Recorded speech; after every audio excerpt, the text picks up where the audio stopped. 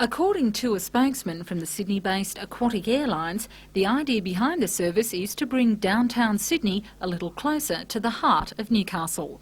The company plans to use the Australian-built Nomad aircraft to launch the venture, which will provide 3 daily return flights on weekdays. Flying time is 35 minutes and the cost $60 each way, slightly dearer than existing air travel, which Aquatic Airlines says it hopes to complement. Although docking facilities in the harbour are yet to be finalised, the service has the backing of the Transport Department, the Maritime Services Board and the Newcastle City Council. Newcastle's Tourist Promotions Manager, Horst Ondrelat, believes tourists will not be the only passengers to take advantage of the quick flights landing on the city's doorstep. I think there is a business need from between Sydney and Newcastle, but we are trying to tap the tourism market. From the international point of view, a seaplane is unique. You don't find that very often in the European or in the Japanese market. So that is a unique way of travelling, and it saves time. Well, just how many extra tourists is it going to bring to this area? Well, that is hard to say. I expect that in the first year of operation we are hoping to get 1,000, 1,500 more in. It depends.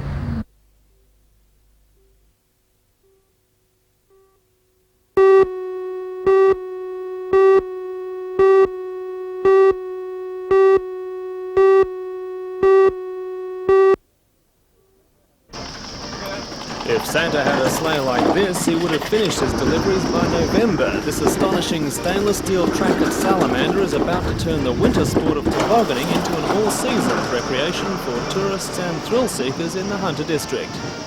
For all the news, join us tonight at 6.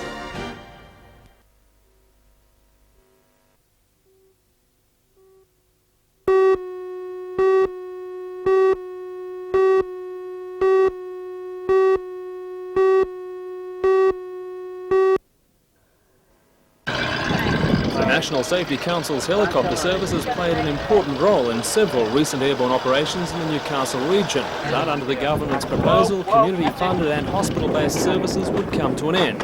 Instead, a new service would be introduced under the direct control of a board of doctors and ambulance officers. Although the plan is still a recommendation, it's thought a report will soon go to Cabinet. When I saw her at the hospital, under the scheme, the role of the 3 NSC choppers based at Williamtown and Wollongong would be taken over by a Sydney-based service. Westpac rescue helicopter will continue to serve Newcastle and Lismore. Council helicopters are in recess over Christmas, but it's expected that the proposal will draw heavy criticism. Already, the state opposition has described the idea as an expensive and pointless proposal. However, the government inquiry claims that changes would give New South Wales a service to rival the best in the world.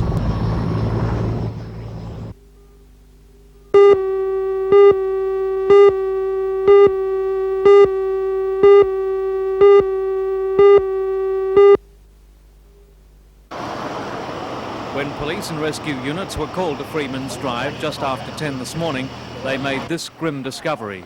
The Sigma station wagon, which had been travelling north, veered out of control and slammed into a tree which was dangerously close to the side of the road. Moments after the accident, the car burst into flames. Killed was the passenger, 33-year-old Desmond Bevan from Belmore in Sydney. His 26-year-old wife, Bernadette, who was driving at the time, managed to get free and stumbled away from the car before it exploded and burned fiercely, with her husband still trapped in the wreckage. She was taken to Wallsend District Hospital, suffering facial cuts and bruises. The pair was en route to parents in Singleton for a Christmas lunch. About the same time, in the south of the state at Wilton, on the Broughton Pass, a 21-year-old motorcyclist speared off the road and into a tree. Paramedics treated the man for serious spinal injuries. He's believed to come from Barrel. The rescue helicopter flew the man to the Prince Henry Spinal Unit, where he's said to be in a satisfactory condition.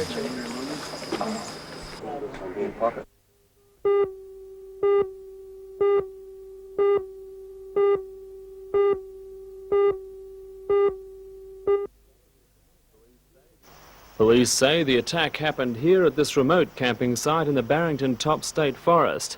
A Musselbrook couple planning to spend a few days fishing were befriended by 2 men who came back later on Christmas night, allegedly armed with an axe and a knife. Police say the couple were terrorised, tied to their vehicle, and the woman was later sexually assaulted by both men.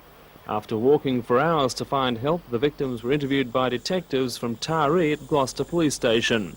Late yesterday, police arrested a 30-year-old Gloucester man. He was charged with kidnapping, indictable assault and 2 counts of sexual assault. Police are still combing the New England district for another man. He's in his early 30s, of medium build with blonde greying hair. He's about 170 centimetres tall, and when last seen he was wearing blue jeans and a light T-shirt. He was driving a light blue Suzuki tabletop 4-wheel drive with Queensland registration. The vehicle was allegedly stolen from the couple on the night of the attack. Police warned that he should not be approached.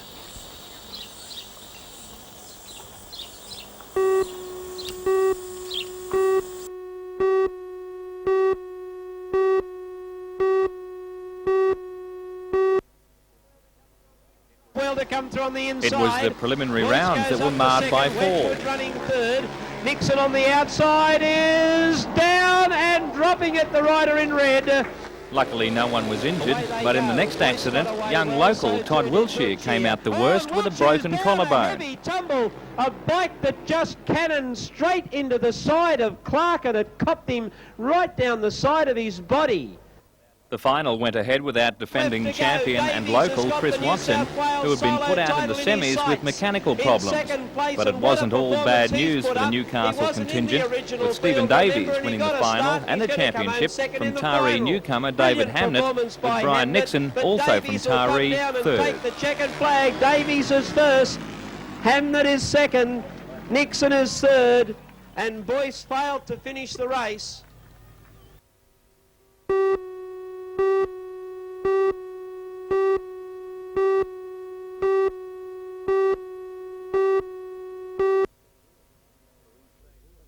Police say 29-year-old Michael Bullen was involved in a fight with 2 men outside this Adamstown football club at about 10:30 on Wednesday night.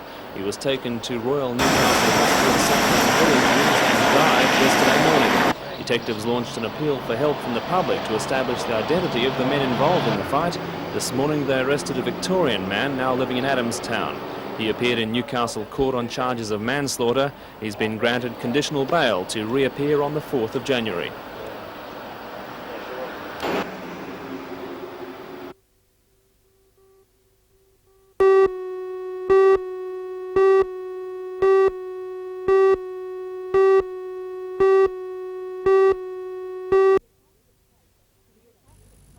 The attack took place at a timber and building supply yard at Gateshead. A 54-year-old wood machinist, Frank Peed, was handling a stack of timber when the black head of a snake appeared. It bit him once on his left arm. Workmates were quickly on the scene. Oh, he wasn't taking it too good. I think the shock of the snake coming out of the timber and biting him more than anything, because the boys here put their hands in with timber and pick it up from time to time. They bandaged his wrist and rushed him to hospital. The snake had apparently bitten him approximately there. There was only one small puncture mark, and he doesn't appear to have been envenomated. He was given a full checkup, including a cardiogram and blood tests, but fortunately displayed no signs of poisoning. No symptoms. He's quite satisfactory at the moment. I think he's just a little shaken up. As the weather warms up and snakes move about, the incidence of people being bitten increases. The Royal has treated 3 cases in the past 8 weeks. Sister Wright says basic first aid can save a victim's life. Normally the whole limb should be bandaged, a firm compression bandage but not tight, and the patient advised to rest and not rush around, preferably someone stay with him and calm the person, and someone else go and seek medical advice. She says accurate identification of a snake or spider is essential because the venines used to treat them are very specific and the wrong one can do more harm than good.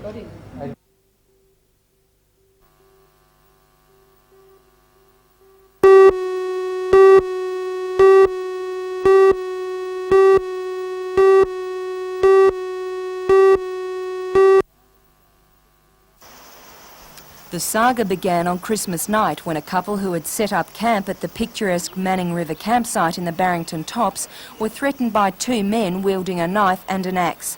They were tied to their vehicle and the woman was sexually assaulted. A large-scale police search led to the arrest of a man who subsequently appeared yesterday in Taree Court on a variety of charges including kidnapping and sexual assault. But another man has remained on the loose and has evaded police detection by hiding in rugged bushland. Today, police believe he may have resurfaced. At 5:30am, Chris Rindflesh of Coolah was driving along the Mitchell Line Road near Singleton when he was waved down by a hitchhiker. He then produced a .22 rifle and demanded to go to Newcastle. When Chris Rindflesh accelerated and drove off, the man fired shots at his vehicle. Two of the bullets shattered his back window and narrowly avoided hitting him. One became embedded in the dashboard and the other impaled in the roof. Police later began scouring the area surrounding the Mitchell Line Road and the Singleton Army Base, but so far have been unable to apprehend him. He's described as 22 years old, 178 centimetres tall with fair to brown shoulder-length hair. He was last seen wearing a khaki army-style jacket and carrying a .22 semi-automatic rifle. Hunter Valley residents are warned not to approach the man as he's considered extremely dangerous.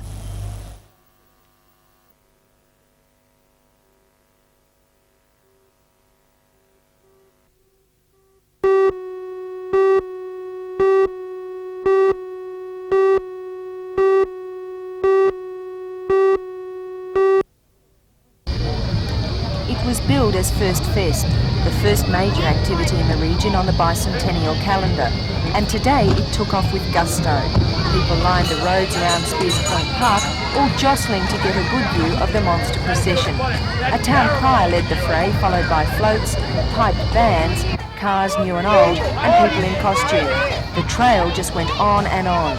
When it finally did come to an end, the crowd then dispersed to the park armed with eskies and chairs, all intent on settling in for a day of activities which ranged from bands to a major concert featuring John English. For most, it was a fun way to welcome in the bicentennial year.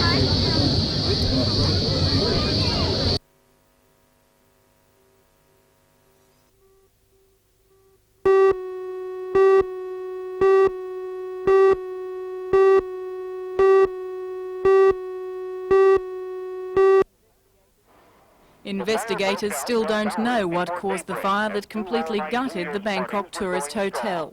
Bangkok police say flames erupted in a packed second-floor reception room at 4 in the morning, sending thick smoke billowing through the building and trapping sleeping guests. Many of the survivors climbed down a concrete facade on the outside of the building. The husband of Australian Jane Ty watched helplessly as she was killed when she lost her grip on the landing skids of a helicopter, taking people from the roof of the 9-storey hotel. More than 350 people were in the hotel, including 12 other Australians and a Belgian group of 22 deaf mutes.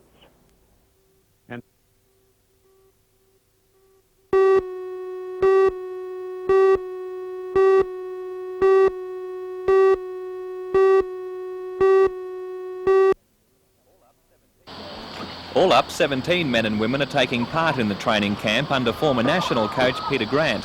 Most of them are national champions, with 11 of them having represented Australia in international competition. They are from Melbourne, the Gold Coast and Dubbo, and are staying at Budgewoi, travelling to Dora Creek twice a day to train. The kayak racers started training on New Year's Day and will continue until Friday. With this year's Australian Championships and Olympic trials to be held at Dora Creek in March, the paddlers are using the week not only as a training camp, but as a chance to get used to conditions before the Nationals. One of those at the camp is Moscow Olympic Games silver medalist in the K1 500, John Samigi of Dubbo. At 33, John is making a comeback and says he's confident of making it a gold medal at Seoul. I wouldn't be doing it had I hadn't the confidence that I wanted, and I want to go one better. I don't want a silver medal. I want to do one better at Seoul. And I feel as though being a little bit more mature, a lot more support from people like Peter and other people within the sport and people in Dubbo that have made a lot of sacrifices already for me, that I feel I've got a lot better chance this time than I've ever had before.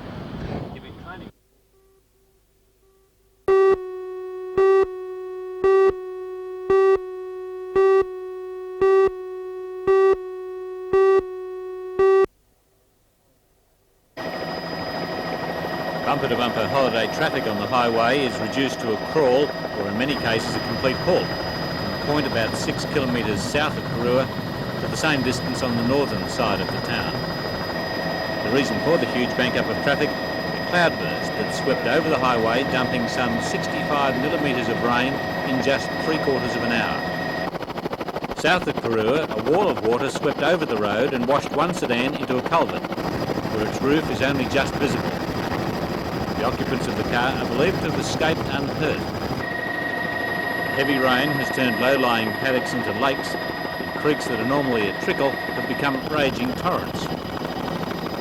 The peak of the flash flood has now passed, and while traffic on the highway is moving only very slowly, the road is clear of floodwater.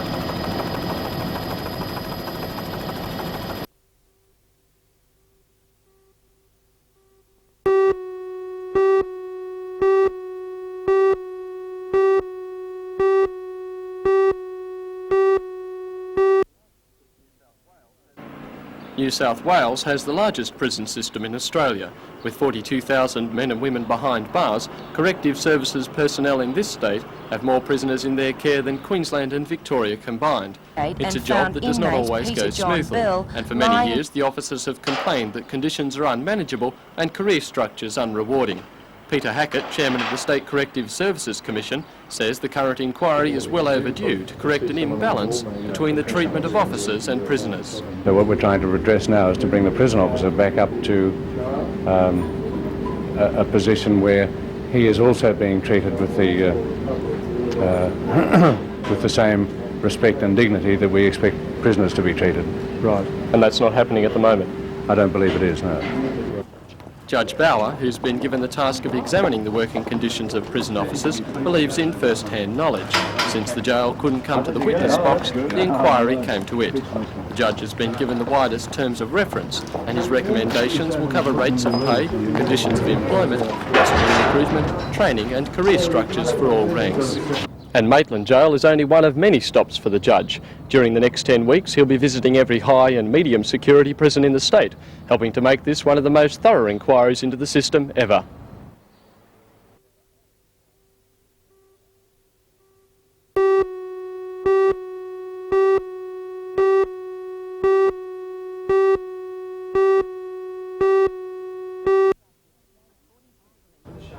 According to police, Douglas Davies of Arthur Street was shot in the back of the head as he slept yesterday morning. He awoke to find blood oozing from his head. After stumbling out of bed, he made his way to the house of his deaf neighbours, Jay and Alan Warby.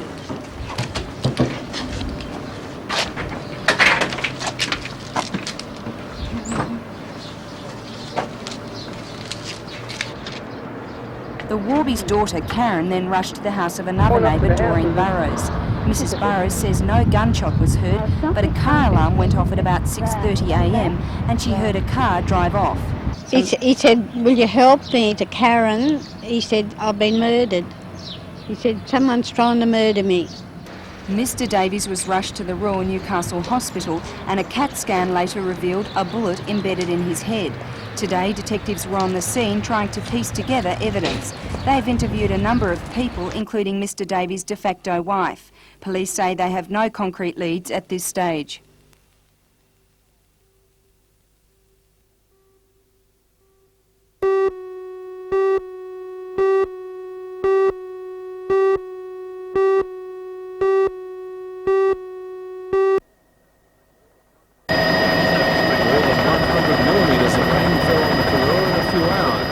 Rains in 20 years, according to locals.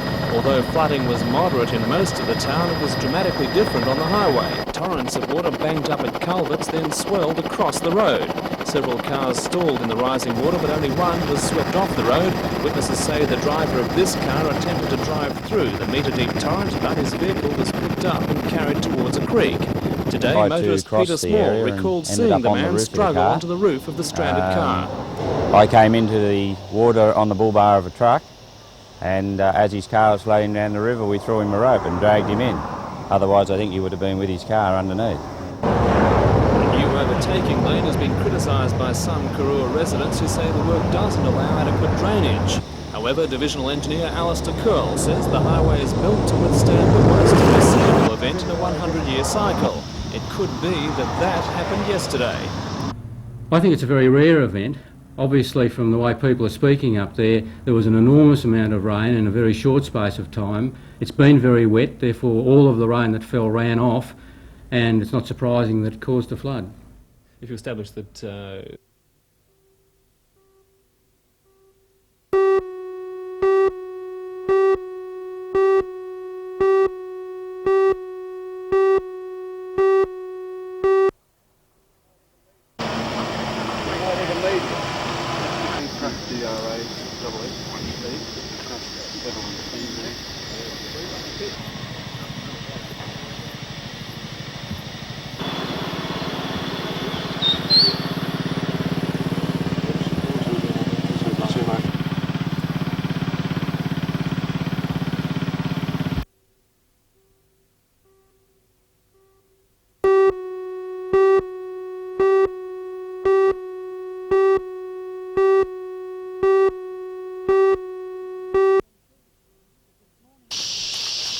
This morning, more than 30 police set out on foot in the hope that the murder weapon would be found. But after hours of trudging through rough bushland, their efforts proved fruitless. The burnt-out Magna vehicle, identified as that of Young's family car, was found 5 kilometres south of Mount Sugarloaf yesterday, when police received a phone call from a property owner who had noticed smoke coming from the area last Friday. Inside the boot was the charred remains of a body, which police believe to be that of Malcolm James Young, who mysteriously disappeared 6 days ago. Today, the scientific squad gathered evidence, collecting some articles which they say could be vital to their investigations. A special sifter from the Sydney unit arrived, and police hope the contents may show particles of any bullets or cartridge cases left in the vehicle. Today, the results of the post-mortem were revealed. It has been established that the human remains are of a male. The only other detail I can give at this stage, it's been established that there has been a gunshot to the body. 41-year-old Pamela Young, wife of the missing man, has helped police to release an identikit of the alleged gunman, who Mrs Young claims kidnapped her husband. It's described as 35 old, about 5'9" to 5'10", round eyes, olive complexion, wearing dark t-shirt, jeans and dark coloured joggers. Police say it could be days before they find another breakthrough, which may lead to the arrest of the murderer responsible for the brutal attack. Meanwhile, forensic tests will continue on the remains found in the car, and interviews with relatives and neighbours will continue.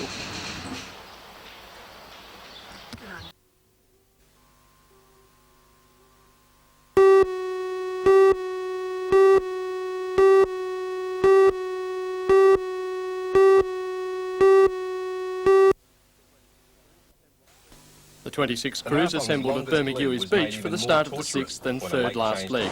Today's 28-kilometre row was the longest of the event and one of the most important. It was here that the strain of 5 days of almost continuous work at the oars started to show on the cruise. Race leaders and arch rivals, North Cronulla and Bulli, opted to hug the coast, while the big improver of the day, Tasmanian club Penguin, went seawards and made good ground. Crew changes were frequent and generally smoothly executed. North Cronulla held the lead for the final run into Tathra Beach, registering their 4th win in the marathon. Bulli was close behind, with Penguin outrowing New Zealand's Wangamatta in a late sprint for 3rd. The Merryweather crew is now in 19th place and working hard at keeping their equipment in top condition. While they hope to improve their position over the next 2 days, sweep Gary Miller says experience is telling against them. I thought we could, by this stage, be up with the middle of the pack, but we've come down here this year. We've got only 2 of our original crews that's had experience in this event. We're finding that the experience is certainly a big plus, particularly with the competition they've got. It's the state of the Commonwealth Bank have made this event probably one of the best events in the country, I feel. Certainly experienced with the number of crews that we've got, that's what we're finding we're lacking.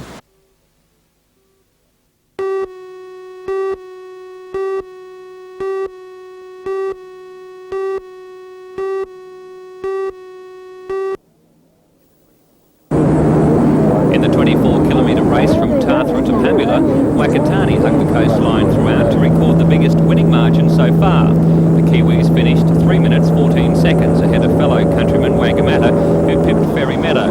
North Cronulla, who finished 4th, 2 places higher than Bulli, their nearest challenger, will clinch the title tomorrow if they finish in the top 6. Merriweather finished 15th today, leaving them in 18th spot overall. The only complaint from the locals today was the hot 41-degree conditions.